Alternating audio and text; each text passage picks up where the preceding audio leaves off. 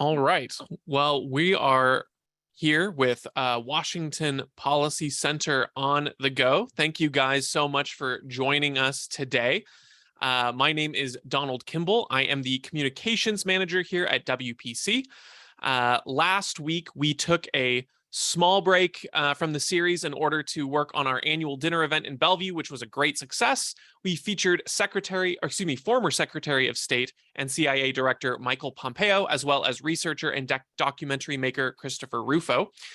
Both of them gave fantastic speeches to our sold-out event. It was phenomenal. So if you didn't make it out this year, make sure you plan to next year, because it is always a fantastic time. We've also, since the last time we did a WPC on the go, we've launched our major policy recommendation initiative called Solutions on the Table. This is a way for us to present all of the great research that our center directors have produced over the years into digestible, straightforward policy recommendations, just offering them as solutions to the problems that Washington families face every day. So we've started with 3 recommendations, which are cutting the sales tax, education savings accounts, as well as gutting the upcoming carbon tax that's going to add 46 cents per gallon to your to your gas cost. So check all of those out at solutionsonthetable.com, where you can read more. You can watch videos we have on them, and find images you can share across social media. So all of that really helps us out when you do that. So we are going to talk about 2 of those topics today as we bring on WPC's Center for Education Director Liv Finne to talk about education savings accounts, and WPC's Center for Government Reform Director Jason Mercier to talk about the need for a sales tax cut. So without further ado, we're going to welcome in Liv to get us started. So thanks for being with us, Liv. Oh, thank you, Donald. It's great to be here. Great to talk about this. Yes. So for those of you who are new, for those here who are maybe not familiar with what an education savings account is, what is it? How does it work? I'm going to be honest, the first time I heard about it, I thought it was, just something where you put in your own money and it's like, oh, why is this any different than a normal savings account? But that's not quite right. Yeah. Do you want to explain that? Yes. So an education savings account is a new idea for giving parents direct aid from the public into an account that they hold for the education of their child. And the funds in that account come from the government, but the parents control them, and they're overseen by the state treasurer so that the parents only use those funds on education of their child, but they can use them on any reasonably related expense for educating that child, including private school tuition, tutoring, textbooks, any kind of homeschooling support information, therapies for special needs kids. So it's a great antidote to the one-size-fits-all monopoly model of education, which we have today, because it moves resources to the control of the parent who knows the child the best, and who knows, and parents, of course, have a diverse, population of children. Some children have special needs. Some children need therapies. Some children are dyslexic and need special materials to learn how to read. And this allows then for parents to place the focus on the education of the child where it belongs. So that's essentially what they are. They're a simple idea, but they're a very powerful idea, because they put the decision makers, the parents at the kitchen table making the decisions back in charge, because they actually have the resources that they need to meet the education needs of their children. That's a great succinct explanation. Thank you for that. As a reminder, if you do have any questions for our directors today, feel free to put them in the Q&A portion of your Zoom layout here. It's depending on how you have it laid out. It could be on the bottom or on the side. So again, make sure to check that out if you have any questions, and we'll send those to our directors. So the important thing, of course, to ask, and as all of our research is based in fact and research that we can do, has this model been tried anywhere, and do we know if it works? Oh, yes, it has been tried. It's been tried in 7-8 states now. And the most exciting development is recent from the state of Arizona. Many people have already heard about this, but back in June, the state legislature and the governor signed into law an education savings account bill which is universal. They had education savings accounts for deserving subsets of children, the military, handicapped children, that sort of thing in Arizona before. But now it passed a law that expanded access to every parent in Arizona can now apply to get an education savings account with $7,000 per child, which represents 90% of the amount of money that the state provides to educate their child, to get an education savings account. They call it an empowerment scholarship account, but it's still an ESA. And that was just passed. And I have to tell you, the most amazing thing happened. Immediately, 12,000 families signed up for this account, and crashing the government website. And then the union tried to repeal the law by getting signatures on an initiative, trying to get enough signatures to repeal the law through a citizens initiative. And the union hilariously failed at getting the number, hilariously because they said they had the number of signatures they needed, and they didn't multiply properly, and they did not have the number of signatures they needed. And so they failed to put this initiative on the ballot. And the parents had been watching the union, and they had come with signs saying, "Do not sign this initiative." And the end result was that the union's initiative failed, that the union's effort gave great new publicity to this new benefit the parents can get. And the number of people doubled. 24,000 families signed up for these education savings accounts, or empowerment scholarships accounts in Arizona. So they are off and running. It is very exciting. And you're now going to see a flourishing of new ideas. Because imagine if you're a parent, you get together with your friends all you need is 10 friends or so, maybe 12 friends, to hire a teacher to teach your children, and you can customize it to meet the needs of the children you have. So it's a super exciting model, and Arizona is off at the races with the best education reform plan in the country. But they're not alone. There's about 6-7 other states that have education savings accounts. I can't name them all, but I know West Virginia has education savings accounts. There's a handful of other states that have it, but there are also the total number of states that have adopted similar policies to this is 32 states, the District of Columbia, and Puerto Rico. So it's not controversial. It is these programs give money to parents, and they allow parents to put their fund, to take that public funding and hire experts from the private sector to educate their children.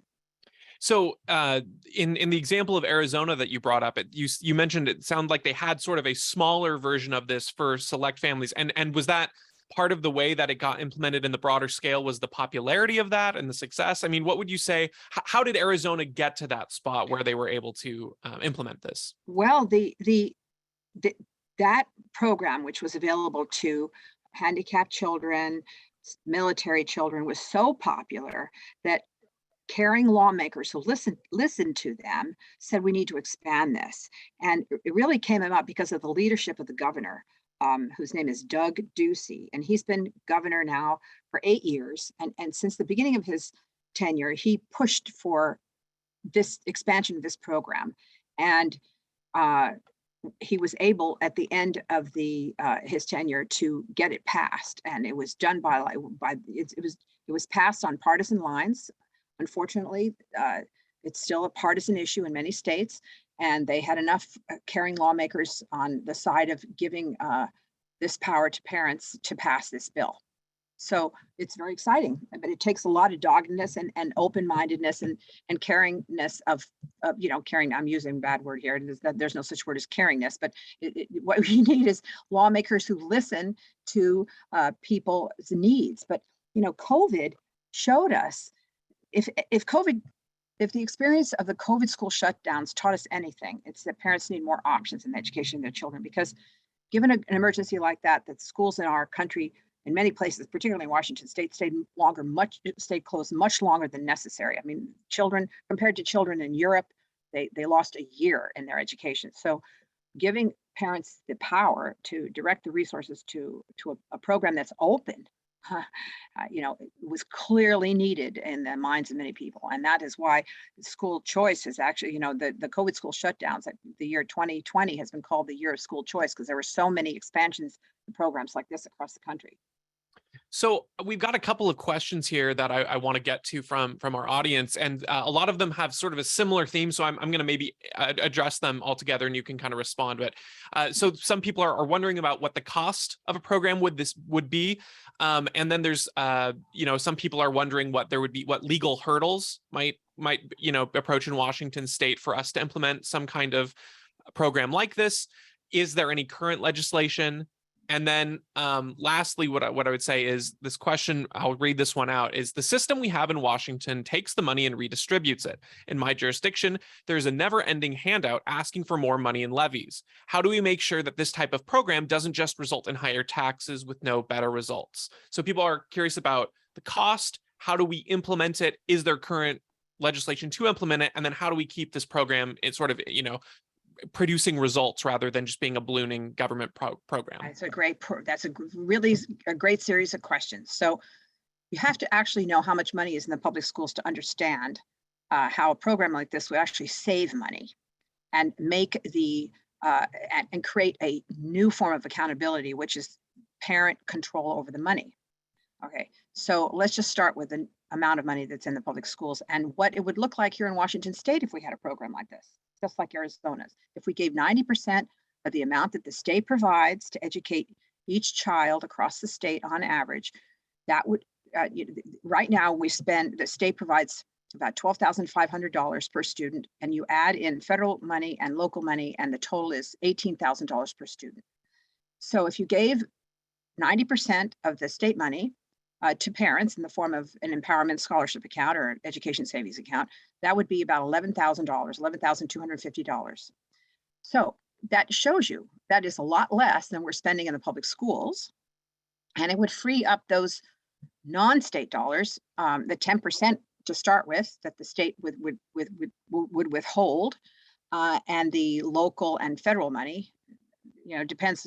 I don't know what happens with the federal money in state of Arizona, but I suspect the federal money would be kept by the public school system. So in effect, the difference between the $11,250 and the $18,000 would be then spent on the remaining kids in the public schools. So it's a win-win for everybody. The people that remain in the public schools get more money, and the people who want to leave and are not satisfied with the program will get this $11,250. Plus, if you have a special needs kid here in Washington, you would get another $10,000. So that would be $22,000 to educate your child if you had a special needs kid.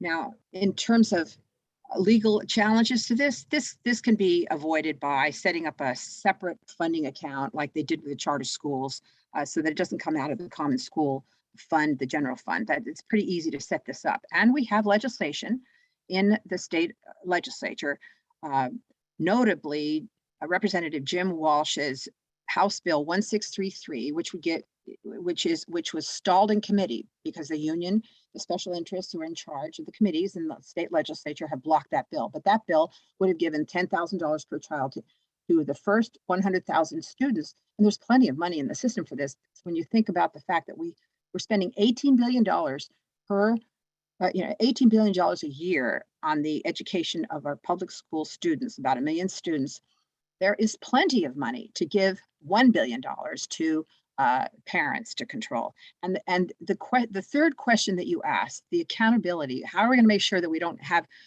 create a new system requiring a blank check like we have today? Well, by virtue of bringing in parents, you start to create an accountability system which will provide a check on the public school system, because they will try to improve the way they spend their money so their customers don't leave to the private sector. So it's actually the best possible way to reform the public schools is to let families leave, because then the research has shown that the traditional schools left behind start to reform themselves from within to keep their customers so that they don't leave. So it's just a good old fashioned competitive forces will bring much better results and and bring down the cost of public education. if we were to pass this year. That makes me think of how I've heard the saying that the government is the only place where you can be failing and you will get more money, right? In the Yes. private sector, a business, if they're not doing well, they have to find how to cut costs or provide a better service or be more efficient. But it seems like in the public education system right now, there's no incentive to do that because they just go get levies. So I love this idea because, like you said, the parents, they want results. So if you're giving the money that they're already getting, that's already being taken from them in their taxes, and you give them control of that, well, then it does become that competition. So if the public school wants to, get their money back, they will provide better services or find better, more efficient ways to provide that. So, kind of along these lines, a lot of the critics of education savings accounts sort of they like to smear this as saying you're trying to privatize public education. What's your general response to that? Well, that assumes that public education exists to serve public education. The system, Yes. that's it assumes that public education is not to serve the needs of the children, that we have to keep the money in the system. That is false. That's just a false assumption. The purpose of public education is to educate the child. That's why I really like the formulation that has come up with people who support education savings accounts. They say, fund the child, not the system. And that clarifies everything. And let's just talk a little bit about the system, Donald, how much money it wastes, okay? So I've been following the budgets of these public schools districts, and it's particularly here in Seattle, where they get $22,000 per student. We work right down the street from the John Stanford building, where about 1,700 people work, and they are paid very well. They sit in a central bureaucracy and they never see a child. They do not educate any children. And that's the problem in public education. It's the natural, this is what happens when you put a public bureaucracy in charge of a service. They hire more and more people that are not even in the classroom. So less than half of the employees in Seattle Public Schools are actual classroom teachers. And that should tell you everything you need to know, that this poorly serves the needs of teachers to have independence and control over what they teach the children and over the resources that are spent by the public. It's the central bureaucracies and the unions that decide how the money is spent, and it's clearly broken. And COVID, pulled the curtain back and showed everyone how bad it was, particularly for special needs kids. And so I have to tell everyone about what I heard. A couple of women talking about the exciting. I saw it on some news channel about the exciting new Arizona program, and there were two women, and one said, "I have dyslexic. I have 5 kids. I live in Arizona. Two of my kids are dyslexic, and their needs were not being served by the public school system. This empowerment scholarship account has been a huge assist to our family because I've been able to give my kids what they need to learn." And then the other woman said, "Oh, one of my 9 children has Down syndrome, and this would be so great if I had control over it." And you start talking like that. You start talking to mothers and fathers, and there are so many unhappy people in the public school system because they're not being served well, particularly low-income families that don't have the energy and time to make up the difference public schools is not providing. And the scores are deplorable now after COVID. And it's time for people to start listening to the families and saying, "You guys aren't serving me well. Help me out here. I'm trying to educate my child." I appreciate your framing of this issue, because I do think that the assumption people have in many cases is this new system is going to break what we have in place. But when you look at so many places in Washington, as you mentioned, COVID highlighted, the system is broken. The reality we live in now is that so many students aren't being served by the public schools. And so what I love about education savings accounts and the ways that you've gone through is that really it not only provides parents the choice to give these supplementary services if needed, but it really does give the public school system an incentive to improve their own services so that not only are students who are leaving the system getting what they need, but students who remain in the public school system are going to get a better education because they're really going to want to retain the students, like any other school wants to do. And so it does become about putting the students first, not the system, which again is a great rallying cry. But in light of that, some people do worry that if you do this and you take away the resources, from the public schools, even if they retain that, 10% that we were talking about, and even if you do have some students choosing to be there, they're worried that you're taking away too many resources from the public schools so that they can't be functional, and then students who remain there would be left behind. What's the general response to a critic who might say that you're going to break the public school system, even if it's already not in a great shape, you're going to break it further by this? It's been shown over and over again that it's not the resources that make the schools strong. So that's the fallacy there, that if you take money away from a system that doesn't use money well, somehow it's going to perform worse. Well, it isn't, because it's not related. The performance is not related to the money they get. So I guess that's what I'm trying to disabuse everybody of. I mean, you can educate a child. Look at the private parochial schools in Washington State. They are educating children well for substantially less than $18,000 per student that the public schools get. And yes, they have a different population of students, and yes, they don't have the same special needs demands and such. However, it is possible to educate a child very well with a lot less money, and we've proved this in Washington State. In the last 10 years, we basically had an experiment on the impact of funding on the performance of the public schools, and we have more than doubled the amount of money to the public schools. We've increased by over 50% the per student amount, from something like $8,000 to $18,000. So it's in a very short time, we've increased the funding, and the schools are no better. So this whole fear that taking a small amount of the money away and giving parents control over it is going to hurt the public schools it's not true. They would just have to reorder how they spend money.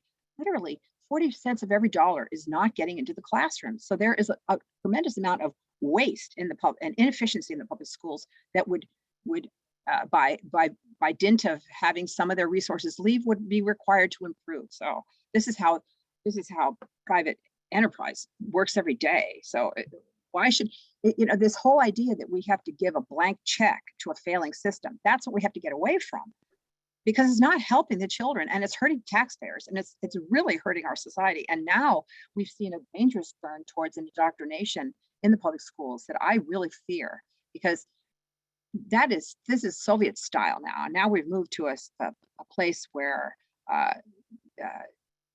young teachers are being told that social justice is more important than teaching reading, writing, and arithmetic, and that our society is racist, blah, blah, blah. It's not, and that our society was founded to expand slavery, which it's not. So there's all kinds of falsehoods going on. So there's actual damage being done. So we have to have some courage here and try something new. And this is a good way to do it, and it works. And the studies all show it, for heaven's sakes. And speaking of the content there, someone did want to clarify that, would this include religious schools in this kind of a system? Oh yes, it would be, because the U.S. Supreme Court has now clarified that the obstacles that were in our constitutions, the Blaine Amendment that prohibited money from going to sectarian schools, is no longer valid, because they have been shown to be relics of our bigoted past. So no, families can take their money to a private religious school. There's no obstacle to that, because it's the family that makes the decision, not the state. And so that is the answer to the claim that we're establishing religion. That the U.S. Supreme Court there's a whole long list of cases that clarifies that. And I actually have some studies on our website. If you're interested in reading, just go on our website and type in Blaine Amendment under the search feature, and you can read all about that. I did a legal analysis of the U.S. Supreme Court cases that held that. That's right. Yeah. So if you go to washingtonpolicy.org, you can check that out under our publications. You can search for Blaine Amendment, or just filter by author or center director department. So speaking of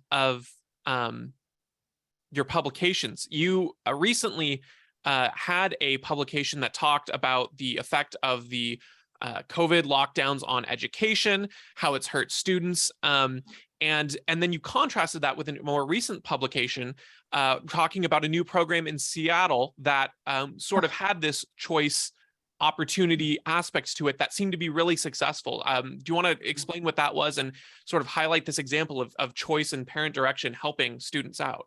Oh, thank you, Donald. That's so great. So that COVID study that I did just collected the research from universities across the country and by economists across the country warning about the damage to taking away nearly 2 years of schools to kids.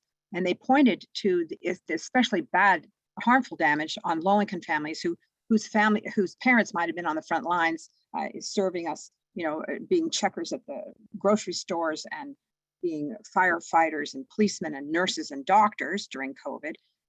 Those children were left home alone, not getting the aid that the more well-off families were giving their children during the so-called remote learning that was done during the COVID school shutdown. And one of the facts that I found out during writing this paper was a couple of Yale economists warned that the lowest income kids are going to see a 25% loss in their income over time because they are now going to fall behind in school. They're not going to go to college. They're not going to know how to read well. They're going to suffer disproportionately. Okay, so everyone's very concerned about that this achievement gap between low income and less and better off families is going to widen. And this everyone's worried about that. So along came this fellow here locally who has a degree in physics from Stanford. And he went to one of the local low-income schools, Northgate Elementary, here in the Seattle Public Schools. And he worked with the Parks and Recreation Agency to give after-school tutoring program to kids in this school. And he did it using UW's volunteer students, and they would get together, I don't know how many times a week, but they would work on what on their basic math facts and reading. I think it was mostly math. And this man and his volunteers, all of whom would have been excluded from the public schools classrooms because they don't have teaching certification. Okay, they're not licensed to teach in the state of Washington. They took that school from having 10% pass the math to 60%, which is an astonishing number for a low-income school. Okay, tremendous, exciting success. And this was covered in the Seattle Times. And so the response of the central planners is, oh, let's create a program like that. Well, they don't recognize that the system will not let the money be spent in that way. And so that was what I was trying to show, that it is possible to help low-income families catch up, but it will not be done under the current way we teach in the public schools. So it's very sad because here is a man who has a degree from Stanford in physics. He solves the problem with a few volunteers from UW, but the public school system with $18 billion a year can't seem to get themselves organized to provide this one-on-one help that kids need. That is a great summary, and I've got time for one more question for you. So earlier when we were talking about Arizona, you mentioned how the union wanted to prevent that model through their the petitions that they had signed. And I know that there's been a little bit of union pushback in Washington state against this. So first, my question would be, do they give a more in-depth reasoning to their opposition? And two, do you think that their influence on the state legislators or the governor has anything to do with their positions? Or do you think that there's a realistic chance that we could get a program like this in spite of potential union opposition? Well, look at what happened in Washington state with the public charter school effort. The union was dead set against it. They fought against the initiative that got it on the ballot. It was passed, the people passed it. Then it was put into law. We started opening charter schools and the union sued, went all the way to the Supreme Court. There were 2 lawsuits. We still have charter schools in Washington state. So it's definitely possible that it will happen here. I don't know through which form. Under the current environment, it's going to be very difficult because the chairs of the House and the Education and the Senate Education Committees are blocking bills like this. But eventually, the lawmakers will hear the people, and the people are hearing about Arizona and the exciting things that's happening there. And also, note the fact that people are moving to Arizona and they're moving to Florida. I heard during the COVID school shutdown of people moving to these states because the schools were open there and they were not open here. And you can imagine a family that's able to work remotely, like someone who works for Microsoft or something, saying, I'm going to move to Arizona so my kids can go to school. That's very rational. And or somebody with a special needs kid who was outrageously misserved, maltreated by the Seattle Public Schools, saying, I've had it. I'm moving to Arizona with my handicapped child because I can get the services they need. I mean, this is a mobile country. People pick up and leave. They find themselves jobs elsewhere. So I would think that message would start to resonate because and don't forget 41,000 students left the public schools, okay, in Washington State. That is a loss of money, and that is kind of a more broad-based condemnation of what the public schools have delivered, and they are now worried about having less money. And I wouldn't be surprised, with all the indoctrination now going on in the schools, that this is going to continue. I think the public schools have made a huge mistake here. They are not listening to the needs of parents. They're thinking about themselves. Oh my gosh, I'm hearing it again. It's like a broken record. That the system itself, all it does is ask for more money every year. It's happening now. They're saying, oh, we need more counselors. We need more mental health. The children are all suffering from mental health. We need psychiatrists in the schools. Wait a minute. They're supposed to be learning how to read, write it, and think clearly. This, they are inventing ways to say the children need more money. And only to hire more people in the public schools that don't help the children learn how to get the basics in reading and math and science.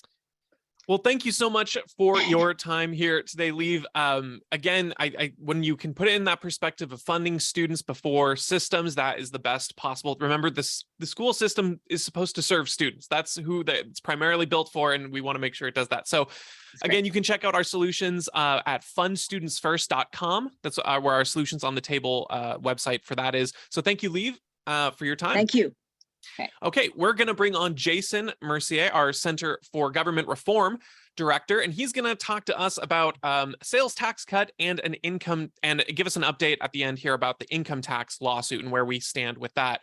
So, Jason, I have to say, the last time we've had a sales tax cut, if I'm not mistaken, was 1982. Is that correct? That's correct. Been over 40 years. I was going to say, I have not had the privilege of being alive since Washington has done that, if that puts that into perspective. I was not born the last time we had a sales tax cut, which is a little bit sad. So yeah, let's talk about this sales tax cut idea. It's one of our first of these Solutions on the Table ideas. And one of the things that I think people worry about when you bring up the idea of a sales tax cut is how much the state spends and whether or not it can afford it. So let's talk about the spending aspect of this first. Can you describe for us how state spending has changed over the past 5 years or so, and why you think this means we should go towards a sales tax cut? How are our current revenues, and where do we stand on all of those various issues? Yeah, thanks, Connell. So I'm sorry that Washington has not delivered a tax cut during your lifetime. I'm hoping that can happen while you're still here with us. I hope so too. So let's just go back over the last decade. Now, the stock market, we may not be able to rely on always increasing, but state spending we can.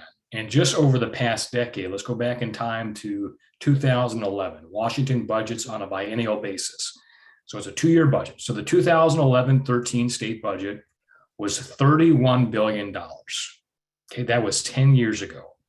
The current budget has doubled that to $64 billion. A doubling of state spending in just over a decade. Now you may say, well, okay, that makes sense, right? You've got inflation, you have more people moving to Washington. So we took that into account and we broke down that state spending increase on an inflation adjusted per capita basis, right? Took into account population growth, took into account inflation, and it still increased over $1,000 per person. I'll give you the exact numbers. In 2016, inflation adjusted per people's, not per people, I'm thinking back to leave, per person spending was $2,200. It's projected to be $3,200 in 2023. Again, $1,000 per person increase. So no matter how you look at it, state spending is going up, up, up, up. Unfortunately, we aren't seeing any type of prioritization of providing some of that back to Washingtonians. And that's why, unfortunately, you've gone your entire lifetime without tax relief. Yeah, that's crazy. I think that people often love to use those excuses, oh, inflation or the population's grown, but they don't actually want to dig into the numbers. So it's really great that you actually did the work and make that calculation, because it's a very easy excuse to throw. Well, we got to increase these programs because we have a bigger population. Well, we got to account for inflation. But the fact of the matter is it's still going up in spite of those things. So I think it's fair to say the Washington state's been fairly left-leaning for many years. And generally speaking, left-leaning governments are less likely to cut taxes. They're more focused on spending on social services and stuff. Right-leaning governments tend to cut taxes more often. But you have highlighted that providing tax relief right now in this current environment is a nonpartisan issue. Do you want to explain that for us? Yeah, let's get back in a moment. We'll get to the actual revenue numbers. But Washington has not been alone in seeing economic growth and large revenue growth. It's been happening across the country. And the response to that is you have seen, and these are not my phrases, these are the phrases used by these states, record tax cuts in California, record tax cuts in Oregon, Hawaii, Idaho, New York, New Jersey, Texas, Florida. Let me save time. Tax cuts in every state over the past 2 years, but Washington. We stand alone. And there was a little bit of an interesting, I found it interesting as a tax geek and somebody who follows what happens. A few weeks ago, Governor Inslee was down in San Francisco along with Governor Brown of Oregon and Governor Newsom of California. Now, they weren't there to talk about taxes. They were there to talk about this brand new environmental pact they had signed together. But this happened to be on the exact same day that Governor Newsom was announcing historic tax cuts for California. $9.5 billion of middle-class tax relief, over $1,000 per person. So as you can imagine, this was news that day that Governor Inslee was down there in San Francisco. So after this climate press conference got done, the very first question was not about the environment, it was not about climate change, it was about these tax cuts. And the funny thing is Governor Inslee was in the frame with Governor Newsom. And while the entire press conference was occurring on environment, he was all smiles. And when it turned to the question about California's historic tax cuts, his mood changed a little bit. That's crazy to me, because not only is it that every single state in the past 2 years has issued tax cuts, a lot of them have been in Democrat-run governor, House, and Senate states, correct? Like just like Washington, where all the Democrats control all three of those sectors of our government. So it's not even that it's a split Democrat government, but they had to make a compromise. This is a purely nonpartisan issue because it's been done by every type of government across every type of state, all stripes. Is that right? Well, I guess we'll get to this in a little bit when we talk about the income tax, but Washington is the only state in the country that doesn't know what an income tax is, and is the only state in the country that doesn't know how to provide tax relief. So we do things a little bit differently here. I mean, not only have we not done the tax relief over the past 2 years, but many states like California is on round 2 of tax cuts. Idaho is on round 3 of tax cuts and is about to do it again in January. So it's just a matter of, I guess, a difference of opinion about what you do with historic revenue growth, and especially in the context of record inflation, where households are under a bit of a pinch right now. And yet you have seen Governor Newsom in California boasting about the need to recognize that economic hardship and return money back to taxpayers. Same thing. Now, Oregon is a little bit different because they didn't really have a choice. It's required by law. It's an automatic tax rebate if revenue grows at a certain percentage. And we might come back to that because the fact that Washington can't seem to do this means we needed to have that same type of automatic rebate that Oregon and Colorado have. So I remember reading from some of the things you've written that when asked about the need for a tax cut, Governor Inslee has said that he doesn't see a scenario in which that would be likely, or he couldn't see a need, a situation that would put us in that need. Has he changed his tune on that at all? Has he come around maybe with, standing in the background of that Newsom question about tax cuts? Anything like that? Has he felt the pressure? So the backdrop for that, when we went into this last legislative session, again, it's a 2-year budget. So they wrote the main budget last year. This year is a supplemental. It's just supposed to be minor tweaks. So here is the context for this previous legislative session. Supplemental budget, billions in reserve, balanced budget, billions of dollars of unspent federal funds, and a $10.5 billion increase in unanticipated revenue, right? What do all of those factors usually spell? Some type of tax relief. Yet the legislature couldn't do that. We went through this session where they did not provide that relief, and instead they spent most of it. So that's what happened back January of this year. So as we came into the summer and you saw the record tax cuts in California and Oregon and Hawaii and Idaho and everywhere else in the country, the Associated Press asked the governor at a press conference just a few weeks before the June revenue forecast, could the revenue ever increase high enough that you would support tax relief? His words were he would be surprised. He would be surprised if revenue could ever be large enough that they would exceed what he deems to be the spending needs for the state. So that was the last official comment that he had. Now, since then, something new that has developed is he just gave state employees what they are bragging as the largest pay raises in state history. This cost over $1 billion. So my hope is if we can give $1 billion of pay raises, perhaps when his budget comes out here in December, he will have changed his previous belief that there would never be enough revenue. He might have had a little bit of Governor Newsom's tax cutting fever rub off on him when he was down in San Francisco. So we'll see when the governor's budget comes out in December, but past practice does not give a lot of hope. That I do hope he gets infected with that, not COVID, but that fever would be much, much better for everyone in Washington. So there's a long time talk from people in Washington state about how we have one of the most regressive taxes and how it punishes people who hurt, on the lower end of income the most. Is that in any of the talks around the sales tax cut? I mean, any of the people who have complained about sort of the regressive nature of a sales tax, is that being brought up in this discussion? Well, that's part of why you haven't seen a lot of public support for an income tax, because the argument is always, hey, if you give us an income tax, we'll cut the sales tax. So what did the legislature do last year? They passed a capital gains income tax, and where was the tax cut? It was nowhere to be found. We did actually have a bipartisan bill. It was actually proposed by the Democratic vice chair in the Senate and had Democratic sponsorship and Republican sponsorship that would have reduced the sales tax by a full percent. Take it from 6.5% down to 5.5%. It did not even get a public hearing, despite the fact you had bipartisan sponsorship, despite the fact it had Democratic leadership on it. They wouldn't even give the bill a hearing. So the proposals have been out there, but as you indicated, we've been going since 1982, since this rate has been reduced. If you couldn't do it in a context of a $10.5 billion increase in revenue and a balanced budget of billions in reserves, how can we ever trust you that you're going to do it? So I've got a great question here from one of our members of the audience here, and they ask, there's certainly a great case to be made the state should offer a tax cut. What are your thoughts on regional/local tax cuts? For example, in the Seattle area, we pay a 0.9% sales tax to subsidize Metro Transit and a 1.4% to subsidize Sound Transit. Yet transit ridership is down about 30 to 40%. With significantly lower ridership forecast for the foreseeable future, should local and regional transit taxes be reduced or other kinds of taxes along those measures?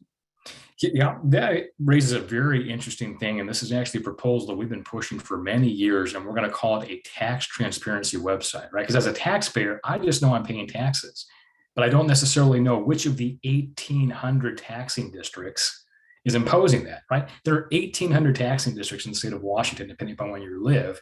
And generally, you're going to be in between 10 and 12 of those is going to be how many of those are going to be touching you. So what we've been proposing, and hopefully somewhere down the road, the legislature can do that, is if you simplify this, let me put in my home address, let me put in my place of business, see all of the taxing districts I'm subject to, what rates they are charging, give me an informational calculator so I can see what my estimated burden is. And the benefit of that is the transparency, so I can see how much of it is local, how much of it is the transit district, how much is the sewer district, the state, the school, whatever it might be. But you can get into some competition. Well, if I live in Seattle, my tax bill is going to be this. If I move to Bellevue, well, it will change. Maybe I want to open up my business here. So you get some of that. And then this makes this conversation much clearer that Well, who is adding the tax? Can they justify that, right? And specifically the transit came up. I was shocking to me. I'm over here in the Tri-Cities. So nobody has $30 tabs, right? Because we still have weight fees and everything else. But my vehicle is about $85. That's what I'm going to be paying, right? I look at those of you living in the Sound Transit District, you're $500, $600, $700, $800. You are hitting me on a touchy subject. I just paid my tabs last night, and 186 of the dollars of a 260 something bill was from that sound tax regional deal alone. So yeah, you got to rub it in with that $85, man. That hurts. Well, you can drive a 20-year-old car. That helps as well. Yeah, So. that is true. That is true. So since the last legislative session, I think we've really seen inflation pick up a lot, in particular since then. We've just seen continued forecasts of inflation, reaching levels that were not expected, higher than projections.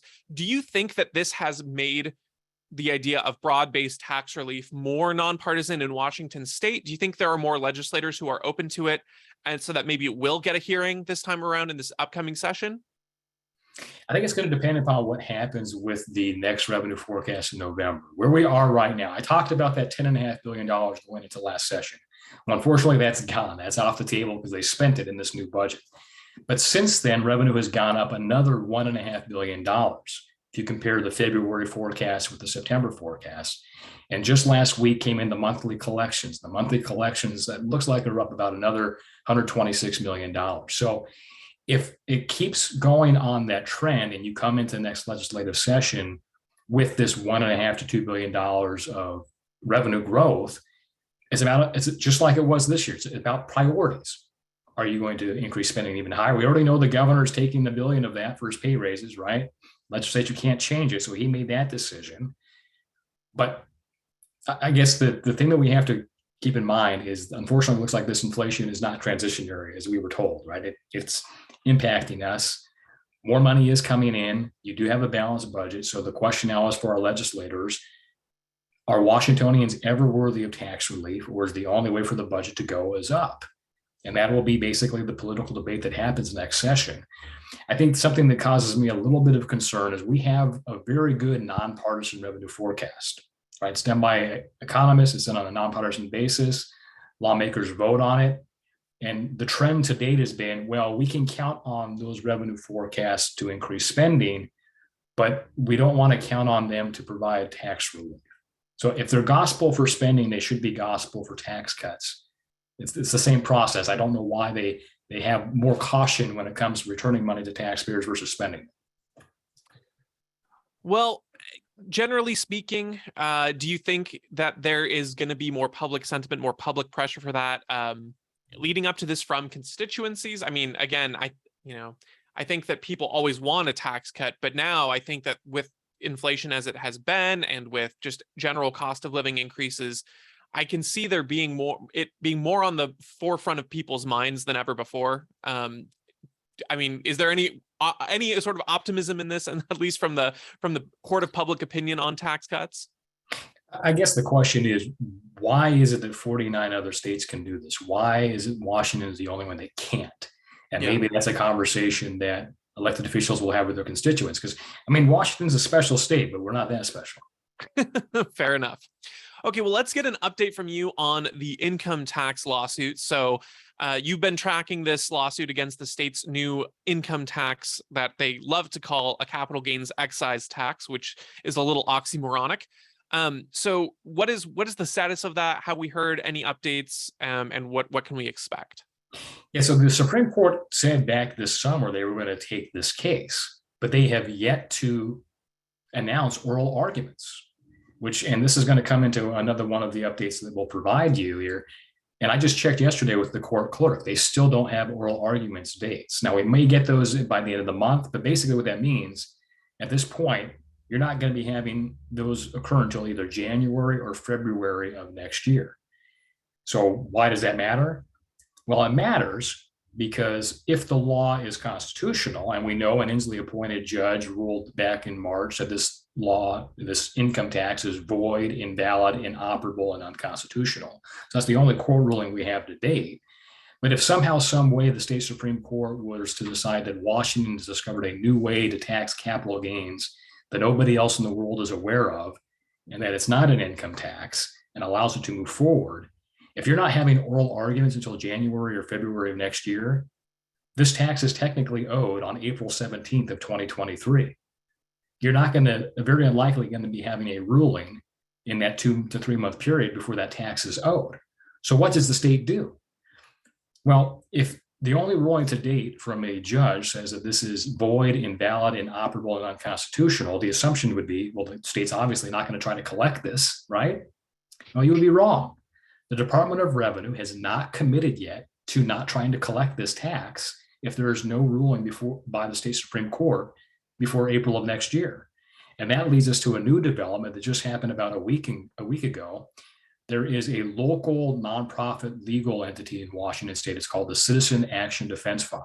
If you haven't heard of it, it's brand new. It's just started.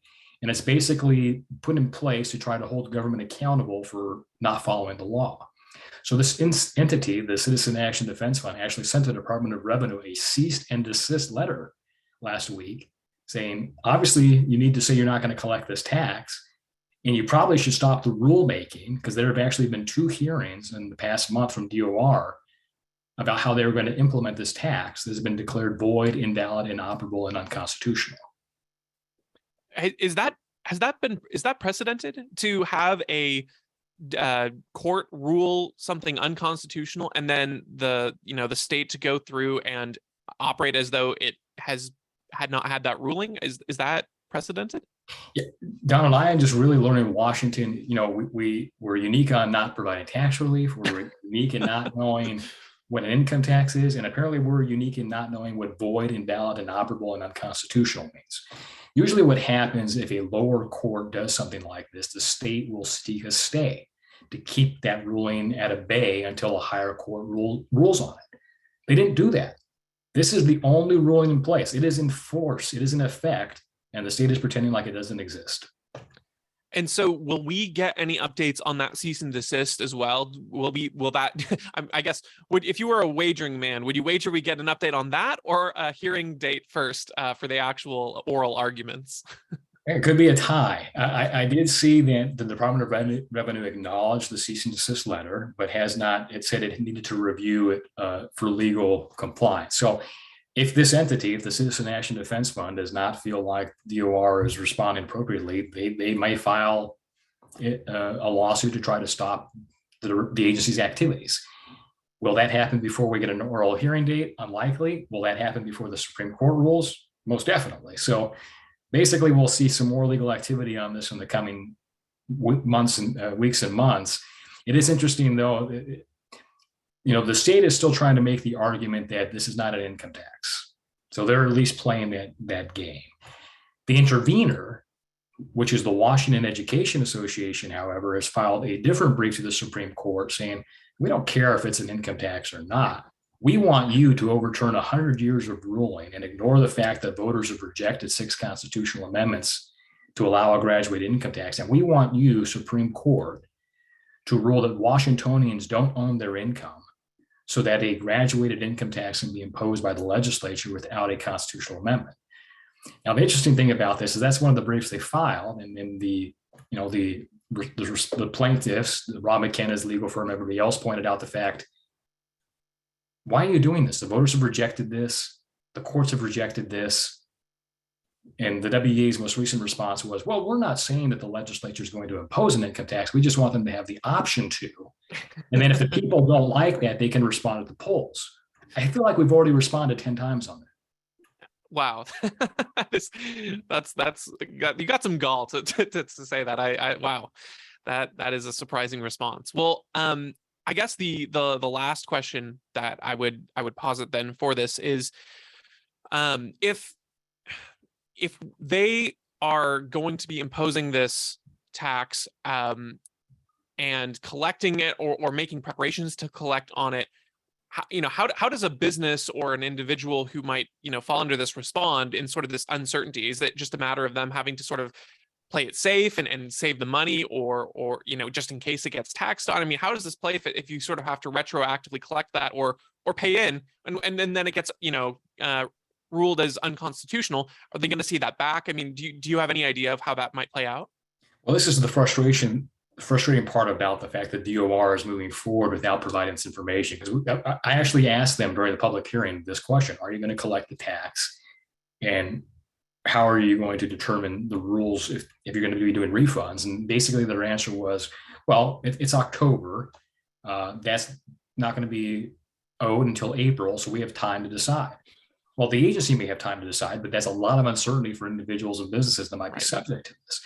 So, take this with a grain of salt, because I am not a tax advisor, but the recommendation I think that you would have at this point is put it into escrow, put the money aside that you think you might owe, so you have it there just in case the state comes to you trying to collect this.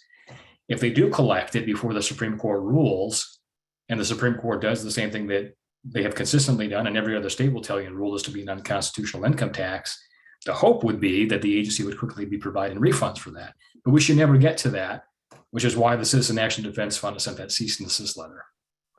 Wonderful. Well, thank you so much, Jason, for that update and for the call for sales tax cut. It's heartening to see not only the broader calls that we've had for this sales tax cut, I think echoed a little bit more widely across the state, but it's also good that all the research you've done on this income tax has been used in the courts. And if you guys want to check that out, a lot of it is going to be available on our website. Again, go to that publications tab at washingtonpolicy.org.